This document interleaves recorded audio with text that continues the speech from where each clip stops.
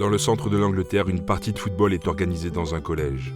Méprisant les règles élémentaires du jeu, un joueur, William Webelis, s'empare de la balle à la main et s'en va la déposer derrière la ligne de but adverse. Nous sommes en 1823.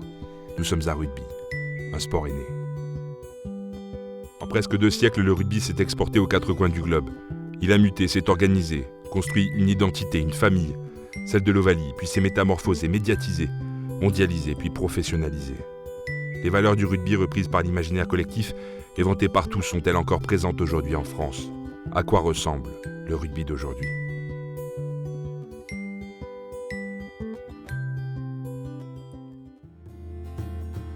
En 1995, le rugby devient professionnel. C'est un changement de taille pour un sport qui l'avait toujours refusé auparavant. L'évolution va être rapide. Tout l'enjeu justement est de se professionnaliser tout en gardant les valeurs du rugby. On peut, je pense quelquefois, en étant très vigilant, être un peu critique contre les gens qui nous dirigent. Je crois que là, l'évolution qu'ils ont su donner aux règles et à ce jeu en fait vraiment à aujourd'hui un spectacle sportif incontournable. Le rugby devient spectaculaire, les corps changent, le jeu aussi. Les médias s'y intéressent et les investisseurs s'engouffrent dans la brèche.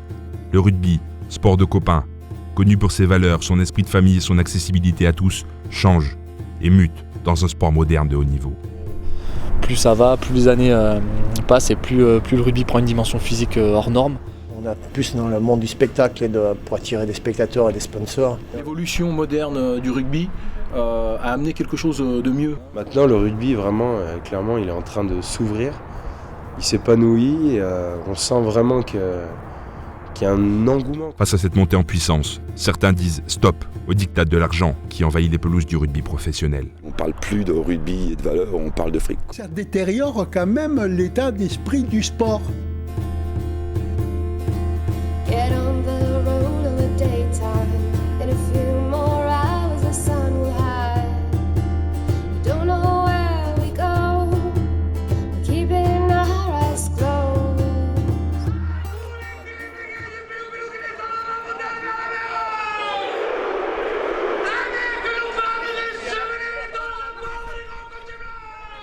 Toulon, un matin de mars.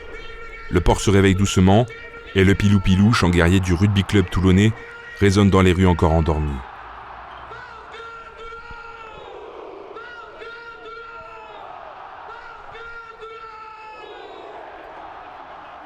Ici, on vit rugby, on mange rugby, on dort rugby.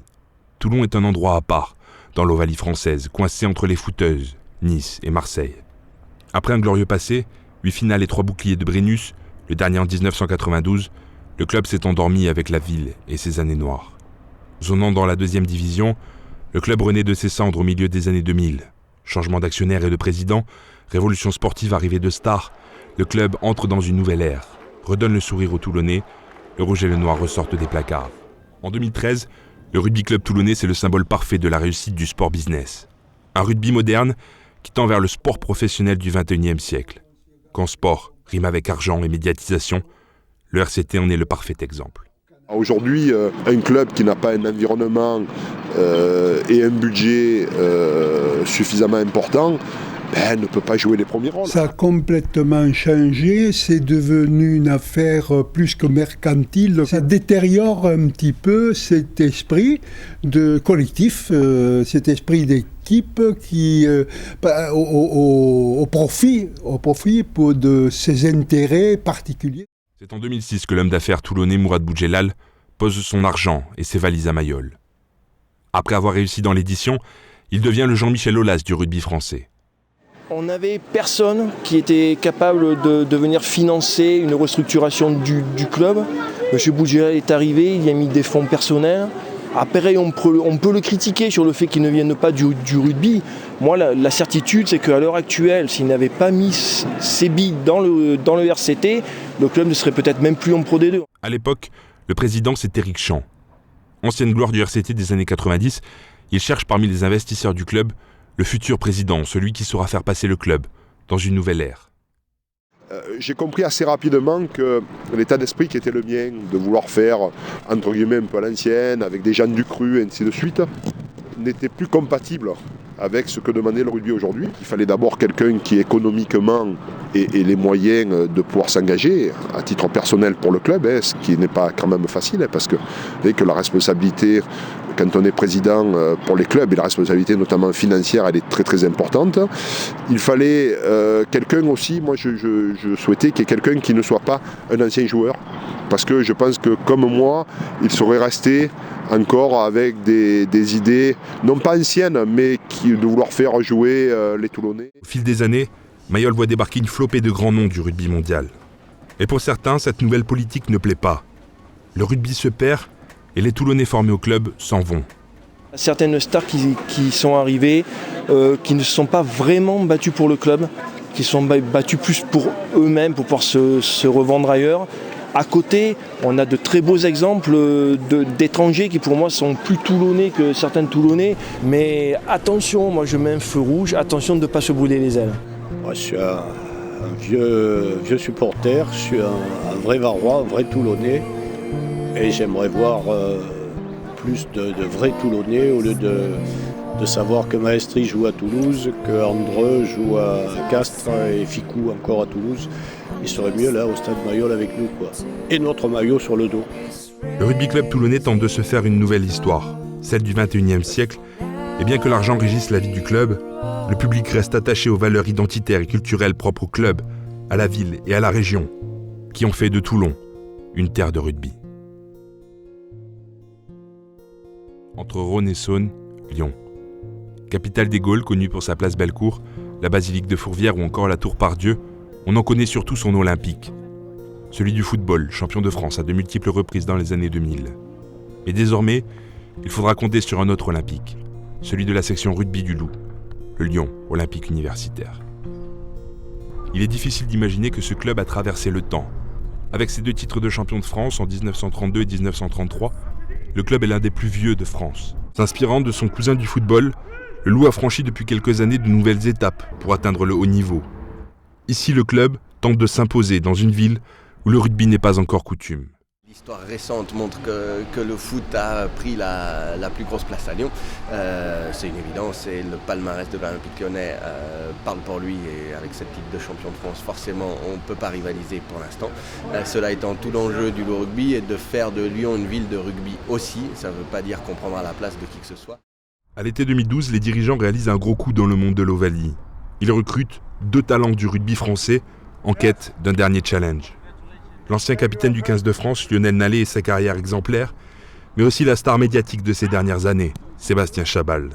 Jouer avec eux, c'est un plus, mais j'ai eu la chance de jouer contre eux. S'entraîner avec eux, finalement, ça reste un quotidien. Et puis comme ils sont accessibles, ça se fait bien. C'est vrai que c'est au début, peut-être les 2-3 premiers jours, quand les photographes étaient là, c'est un petit peu choquant, mais après on s'habitue. Ils contribuent non seulement effectivement aux sportifs, c'est évidemment leur première mission, à la pérennité, au sérieux du projet bien sûr, et aussi à l'ancrage régional, puisque l'un comme l'autre viennent de la région lyonnaise au sens large, Sébastien plutôt de la Drôme et Lionel de l'Ain, mais ça veut dire que justement ça aussi une preuve qu'il y a un terreau rugbystique qui est important dans la région. Le club veut s'imposer dans la cour des grands, et pourquoi pas renouer avec les sommets et le succès.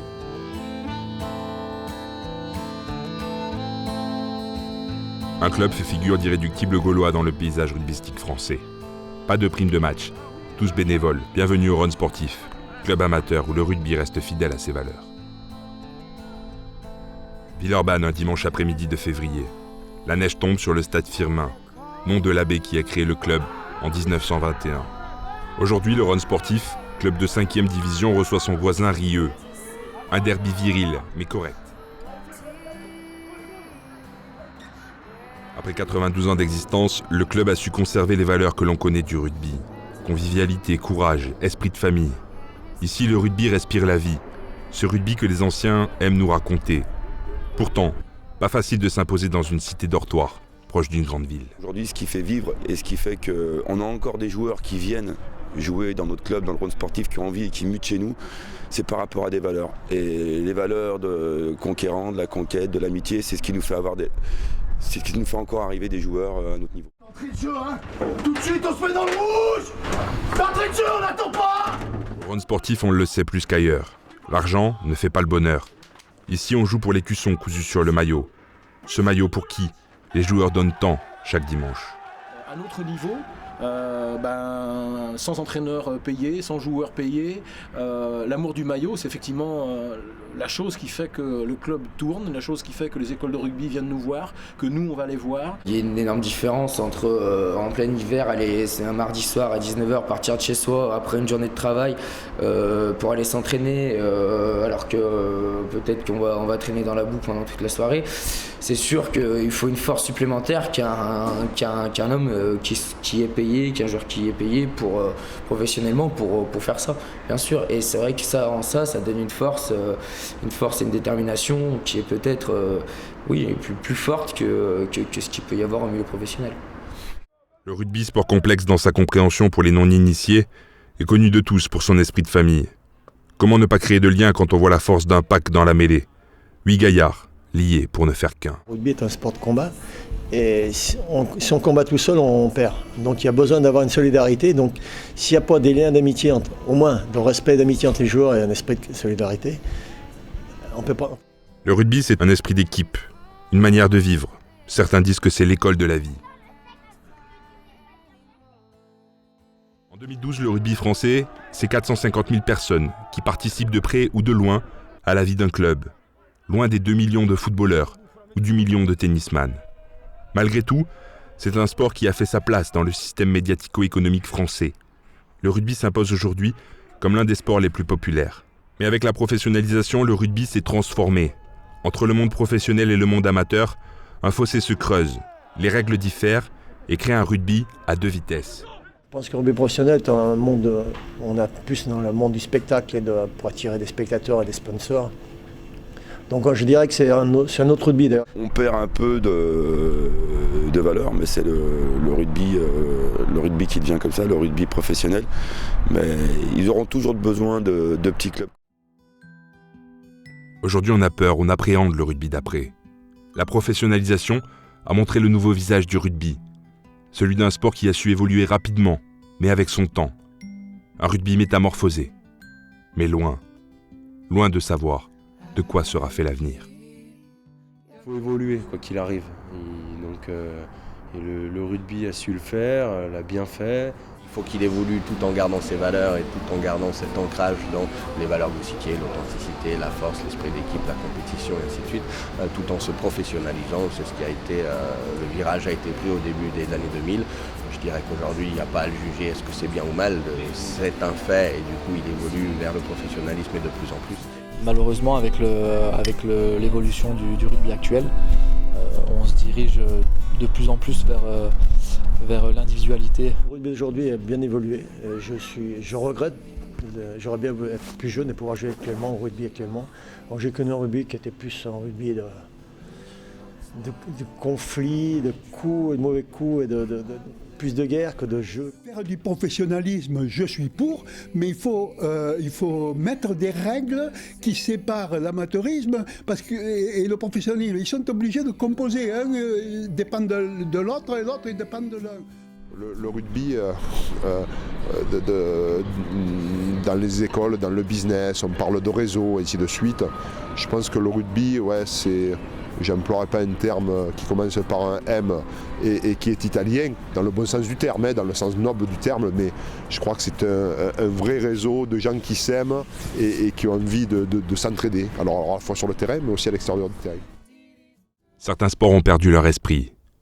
Régi par le financier et la médiatisation, l'âme du sport s'est peut-être un peu perdue. Pour les sports qui n'ont pas encore plongé, les frontières se resserrent. Le risque de franchir la ligne est présent, un peu plus, chaque jour.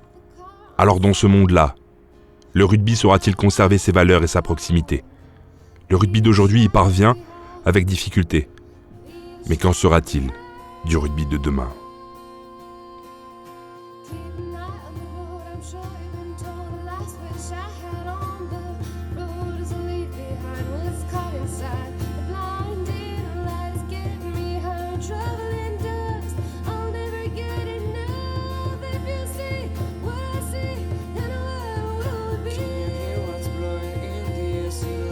Company in the drum that hope is a constant faint we can't squeeze out of Qui